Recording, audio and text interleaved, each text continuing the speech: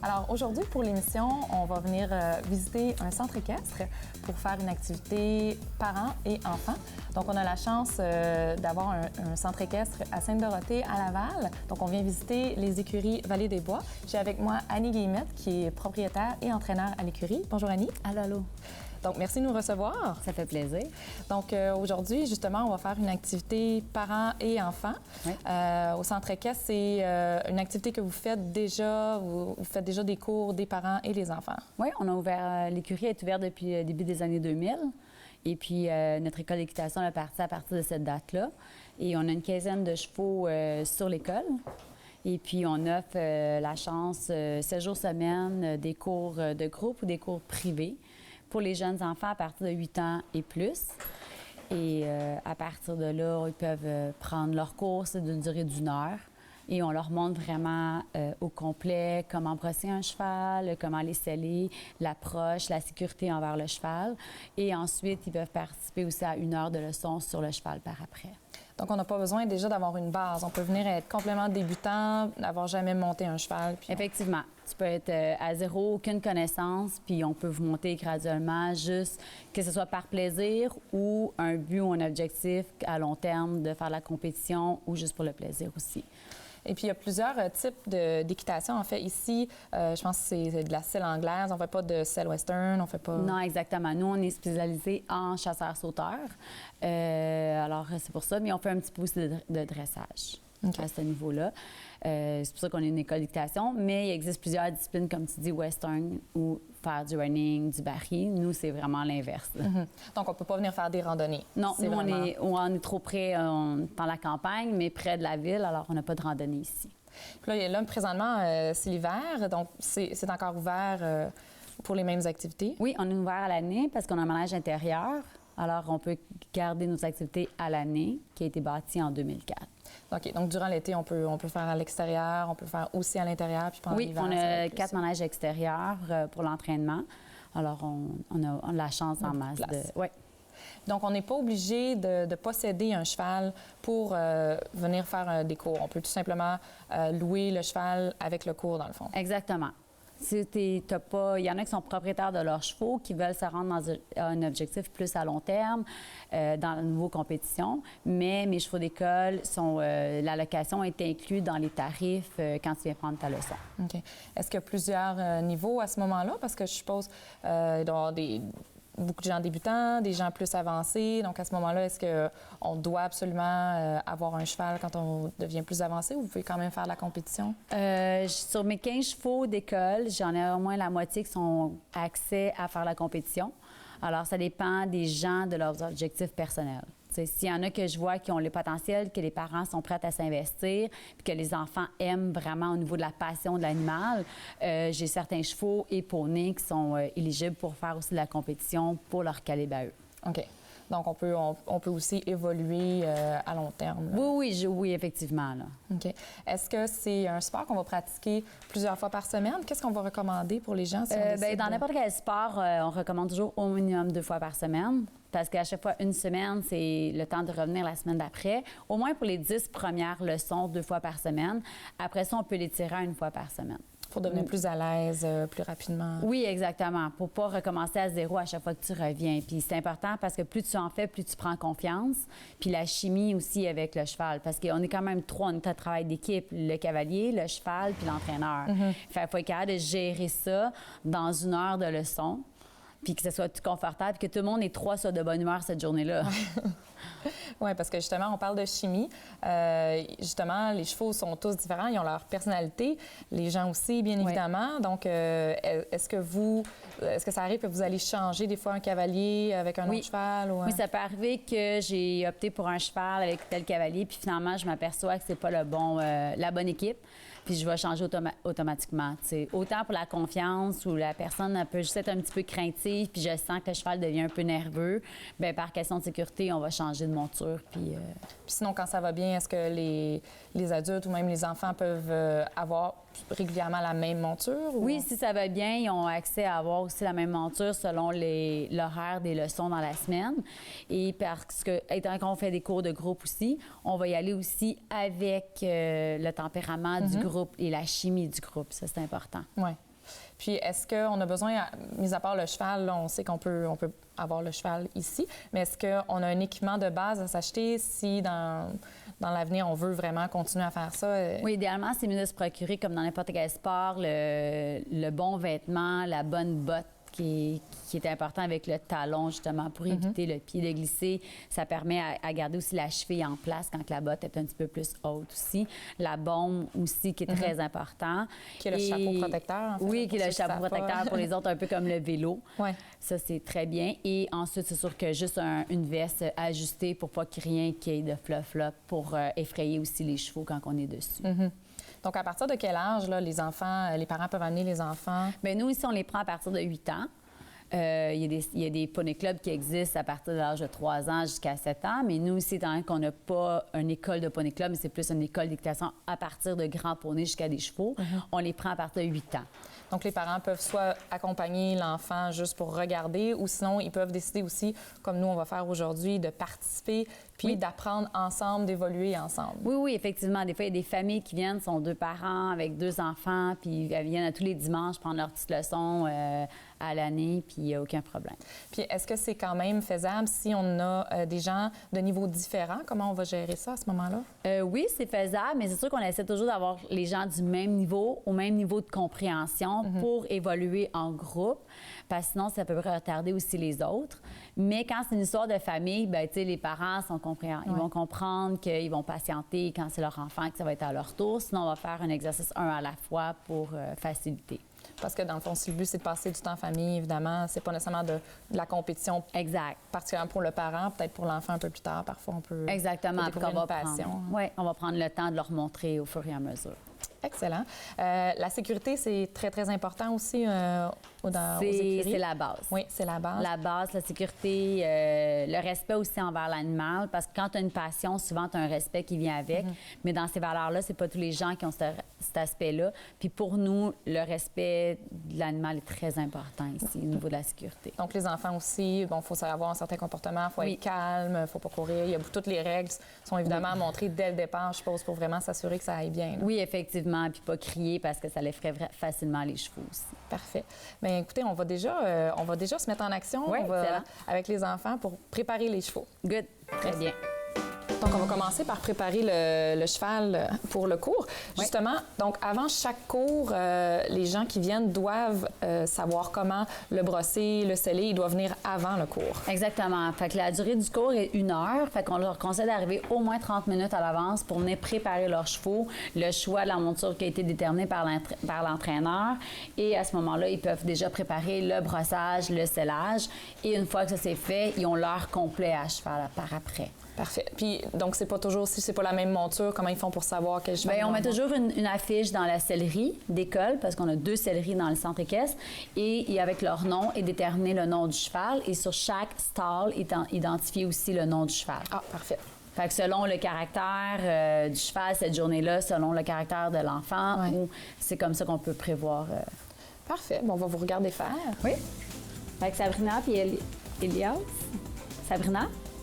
Fait qu'on se rappelle, en premier lieu, quand on approche un cheval, on y va toujours de façon doucement parce qu'on veut surtout pas les effrayer. OK? La règle de base, c'est toujours passer devant un cheval, jamais en dessous de son cou et jamais derrière sur ses fesses parce qu'un cheval, ça peut ruer rapidement. Est-ce qu'on comprend tout ça? Fait que quand on va commencer à brosser, on a 3 types de brosses. On va commencer avec une étrille pour faire des mouvements circulaires sur tout son corps, sauf la partie des pattes. OK, je vais faire une démonstration. Comme ça, Sabrina, tu peux venir de mon côté ici. Puis, on va faire des mouvements circulaires comme ça dans son cou. OK, c'est comme un gros massage. Vous voyez? On va le faire aussi autant dans son poitrail. La seule partie qu'on fait pas, c'est les genoux en descendant parce que la brosse, l'étrier est trop dure pour leurs membres. On va faire ça partout en dessous de son ventre. C'est bon? On comprend ça? Fait que vous avez chacun une étrille. Vous allez faire chacun de votre côté pour me démontrer comment vraiment bien brosser avec l'étrille. Quel côté? Ah, toi, tu as 2 côtés. Fait qu'on va y aller avec le côté plus mince ici parce qu'il y a un poil plus court, OK? On commence dans son cou, Sabrina. On fait des mouvements circulaires. Son cou est ici. Son cou commence ici. OK. Tu peux t'étirer, puis tu peux peser relativement assez fort. C'est lorsqu'on va arriver sur son dos qu'on va y aller un petit peu plus doucement parce que le dos est plus fragile. Puis il faut faire des grands ronds, puis il faut aller un petit peu plus loin partout. En dessous du ventre, il est choyé, vous êtes 2, là. C'est un cheval par cavalier. Good. Puis là, on va poursuivre jusque vers ses fesses. Ici, on va venir jusqu'en haut ici, Elias. C'est ça, ça coupe. Puis là, regarde, une fois que tu l'as déjà fait, tu vas déjà poursuivre au prochain. C'est ça. Parfait. De s'occuper du cheval comme ça aussi pour les enfants, je suppose que ça les aide beaucoup à apprivoiser un petit peu l'animal et à développer un lien aussi là, avant de Oui, monter. comme ça, tu connais un peu l'attitude du cheval cette journée-là. Tu sais, si le cheval il est plus gentil, s'il est de mauvaise humeur, on les voit souvent par leurs oreilles. Plus les chevaux ont les oreilles par en avant, sont très curieux, les oreilles vraiment vers l'arrière, ils se méfient un petit peu, soit qu'il y a quelque chose qu'ils n'aiment pas ou... Ils peuvent avoir une mauvaise journée aussi. Là. Oui, comme nous autres, comme les humains. Donc, ça va aider aussi peut-être les gens qui pourraient penser que l'enfant va avoir peur. C'est la première étape, dans le fond, à voir justement si l'enfant va être confortable. Oui, oui, oui. Puis les chevaux, c'est comme des chiens, ils vont vraiment ressentir. Si tu as peur, le cheval, il va avoir de l'attitude puis il va te faire peur. Là. Ça fonctionne comme dans les deux côtés. Là. Donc, il faut venir avec une belle attitude, être calme. Puis... Oui, effectivement. Très important. Ensuite, on va y aller avec la brosse dure. On voit que les crins, quand on touche, sont beaucoup plus durs. Excusez, on va prendre celle-ci. Voyez-vous? OK, c'est un peu plus rugueux. On va y aller dans le sens du poil avec celle-ci, OK? Je vais te donner celle-là, Sabrina, puis je vais vous montrer de mon côté. Viens ici, Sabrina. Puis quand on va commencer, on va nous permettre d'enlever toute la poussière que les traits étaient venus faire remettre en surface. Puis on va pouvoir l'enlever au complet. C'est bon. Fait qu'on va faire ça partout dans le sens du poil jusqu'à leur genou ici. OK? Et leur dos aussi? Leur dos, le dessous du ventre. Très important en dessous du ventre ici, OK? Parce que c'est ici qu'on va déposer tantôt la cendre pour que ça soit propre quand on va pouvoir la mettre. OK. Sabrina, tu peux peser plus fort que ça. C'est ça. Tu vois, plus ça le dérange pas, OK? Les chevaux, là, ils aiment ça, c'est comme un massage. C'est pas juste les monter puis aller à cheval, mais s'en occuper avant et après, là, le brossage est super important. Ça enlève toute sa poussière. Il n'y a pas beaucoup de poussière, lui, hein, Sabrina? Pourquoi s'il y a du noir? Bien, parce que c'est un cheval qui est gris, OK? Fait que c'est pour ça que là, il est rendu blanc, mais quand il était très jeune, il était tout gris. C'est pour ça que le fond de son poil, là, sur sa peau, il va être plus gris. Puis là, n'oublie pas d'aller faire sa croupe dans le sens du poil. C'est ça, parfait, c'est Elias, c'est excellent. Puis on peut peser plus fort, OK? Puis on va aller faire ses fesses aussi, hein, ici, Sabrina. Ouais, good. Puis n'oublie pas de faire ici à l'arrière. Good. Quand on va avoir terminé avec celle-là, on va en avoir une troisième pour faire la finition. Pour les jeunes enfants, surtout, est-ce que vous demandez la présence d'un parent, d'un adulte pour aider l'enfant ou en général, les enfants sont capables quand même? En général, ils sont capables, mais j'ai toujours de l'aide dans l'écurie. J'ai toujours une personne responsable pendant que nous, l'entraîneur, on donne déjà une leçon qui va pouvoir aider les enfants à aller chercher le cheval dans son box, à aller chercher l'équipement, s'ils sont craintifs envers un cheval. J'ai toujours quelqu'un de responsable pour aider les enfants. Donc, ça doit développer beaucoup la confiance en soi, l'indépendance aussi pour les enfants, Oui. d'être capable comme ça de s'occuper d'un animal qui est quand même impressionnant, là, de développer cette confiance-là, d'être capable de s'en occuper soi-même. Oui, puis tu sais, être responsable, la confiance, être responsable, l'autonomie. Oui. Puis plus les gens ont confiance, plus que maintenant ça devient acquis, puis ils prennent n'importe quel cheval. Puis c'est sûr qu'on a toujours des préférences. Les enfants ont toujours une préférence envers un cheval en particulier. C'est comme des coups de cœur qu'on appelle, mais sont tous capables, sont tous vraiment contents aussi de monter plusieurs chevaux différents d'une leçon à l'autre pour pouvoir progresser selon leur niveau. Donc, c'est vraiment des acquis qui vont nous suivre partout, en fait, là, parce que Oui.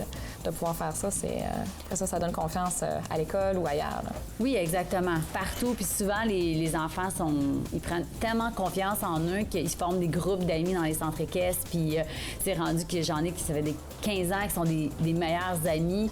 Fait que c'est vraiment comme des belles équipes. Ouais. Fait qu'on a fini, Elias? Good. Fait qu'on va pouvoir poursuivre avec la dernière brosse. Et celle-ci, on l'appelle la brosse douce. Celle-là est un petit peu plus douce, mais celle-là aussi, parce que les crins sont plus longs. OK, on va donner celle-là, toi, elle est un petit peu plus petite. Puis celle-là, on va faire partout, OK? Dans le sens du poil.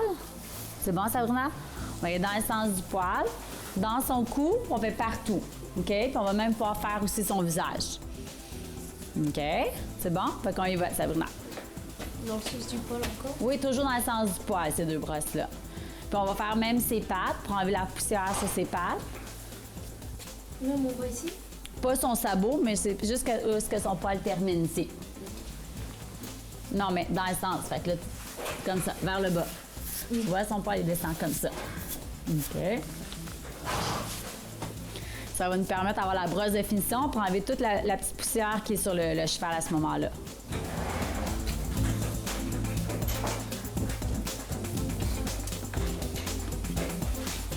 C'est correct, Sabrina? Donc, on poursuit encore vers l'arrière. N'oubliez pas de faire en dessous de son ventre ici, OK? Ça, là, tu fermes les yeux, il aime ça, c'est comme un massage. Good. Puis après, quand on va avoir terminé, il va rester à travailler aussi à nettoyer ses pieds. On a fini? Good, excellent. Bon, là, il est tout beau, tout propre, hein? Il va briller. Puis là, la dernière partie qui est un petit peu plus difficile, c'est de curer ses pieds. Ouais. Fait qu'on va se mettre sur le côté. Pourquoi curer ses pieds? La raison, c'est pour enlever toute la boue, s'il n'y aurait pas des roches en dessous de ses pieds, parce que sinon, il va avoir la difficulté à marcher puis il va avoir des bleus en dessous de ses pieds. OK? Parce que les autres, leurs sabots, c'est leurs chaussures comme nous. C'est bon? Fait qu'on va se mettre juste ici. On va faire juste une petite démonstration. Comme ça, on va tasser. Puis on se met toujours ici, c'est l'épaule de notre cheval. Fait qu'on va se mettre sur le côté, toujours en direction que nous, on regarde vers les fesses. OK? Quand on regarde ici, Elias, on va pour demander, on va tendre notre main ici, puis notre cheval va nous donner, le cheval va donner. Voyez-vous comment il y a de la terre? OK? Fait qu'on va pouvoir se permettre de l'enlever. En forme de V comme ça.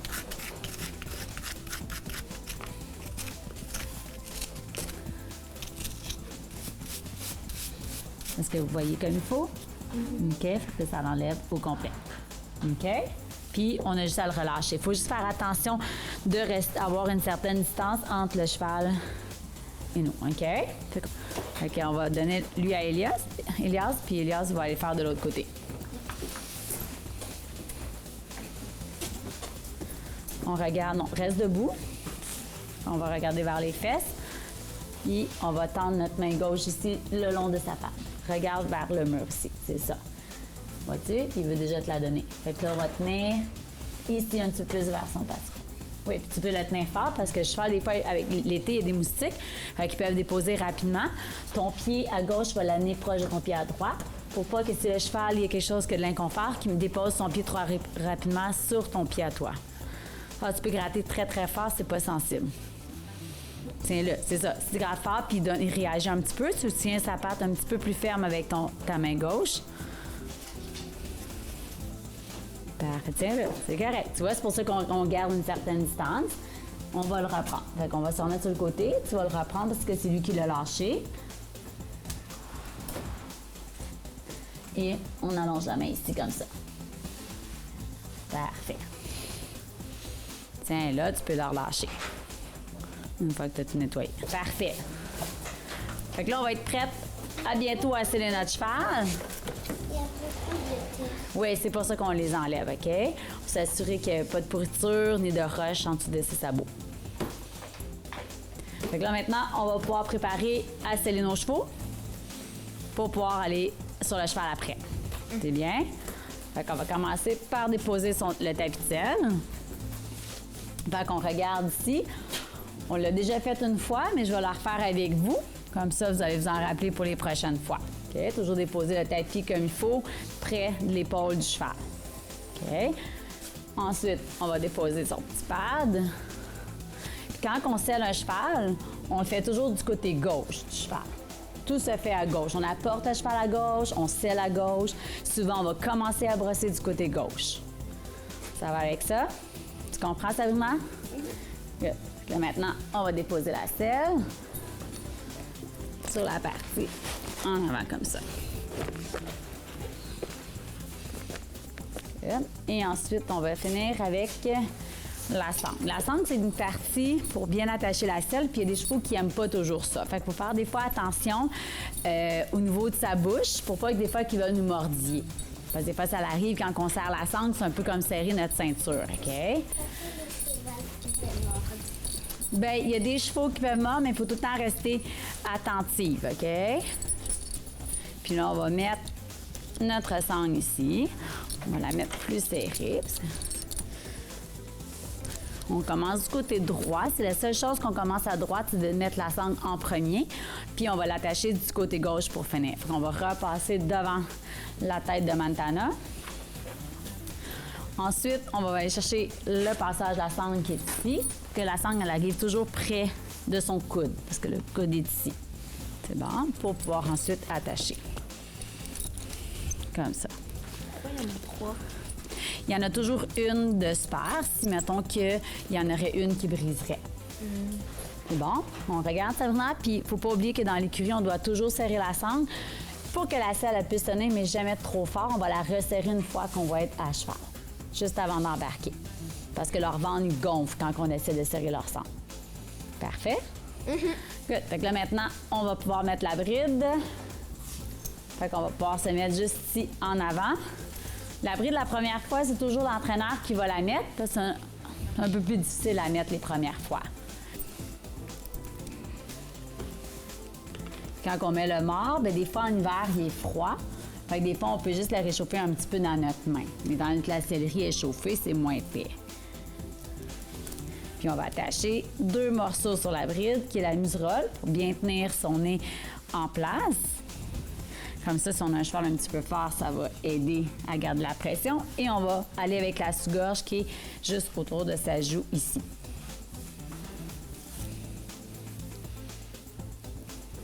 Good. Et notre cheval est prêt. C'est bon? Fait qu'on va pouvoir se préparer pour pouvoir aller au manège.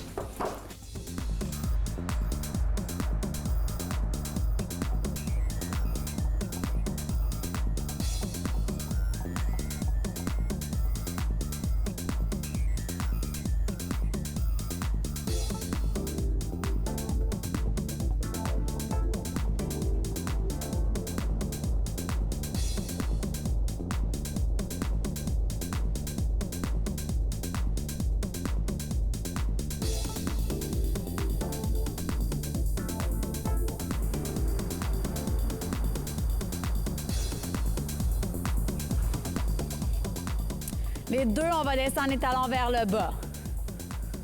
Parfait, comme ça. Super. Hop, tire à gauche, Elias.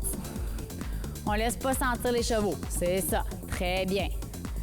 Good. Puis là, on est prête à repartir une autre fois au trot.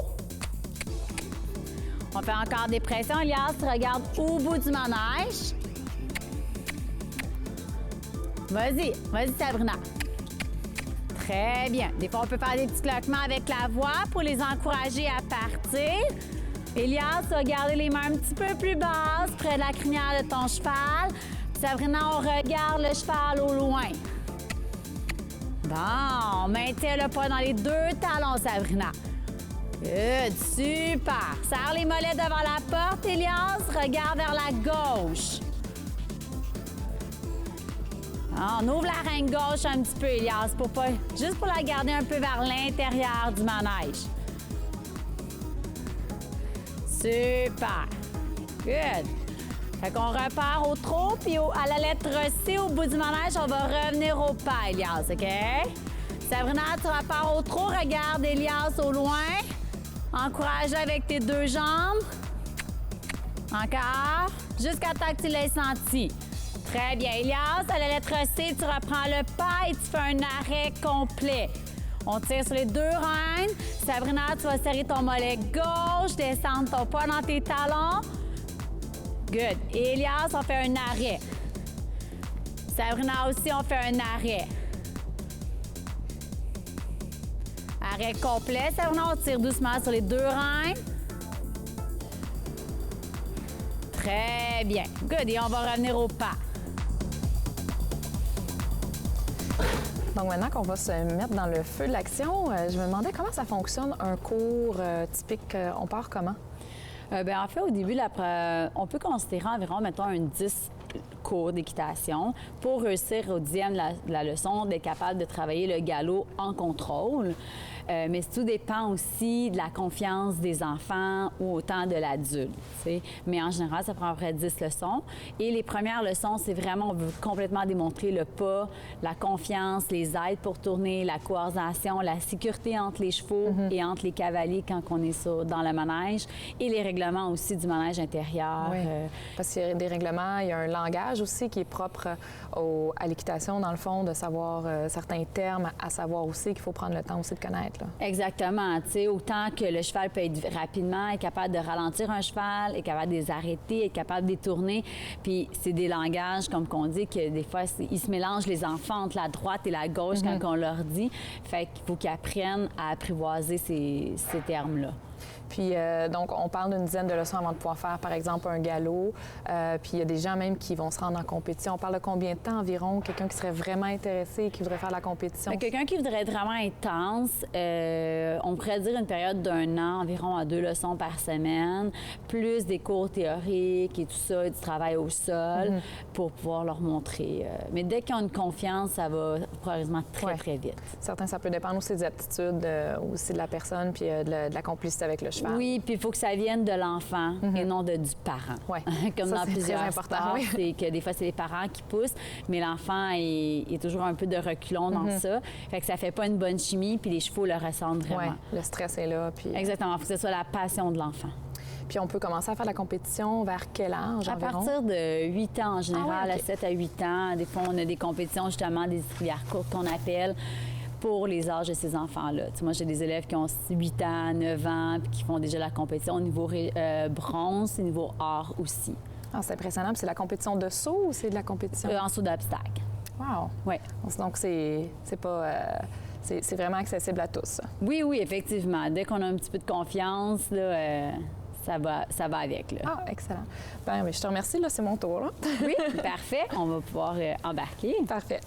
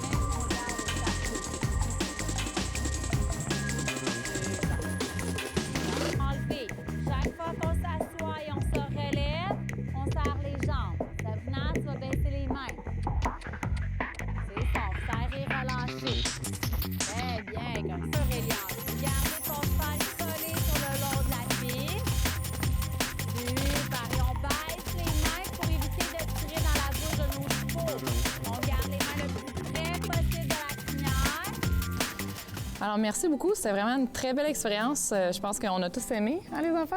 Oui. Oui. On est vraiment chanceux d'avoir les écuries La Vallée des Bois à Sainte-Dorothée, à Laval.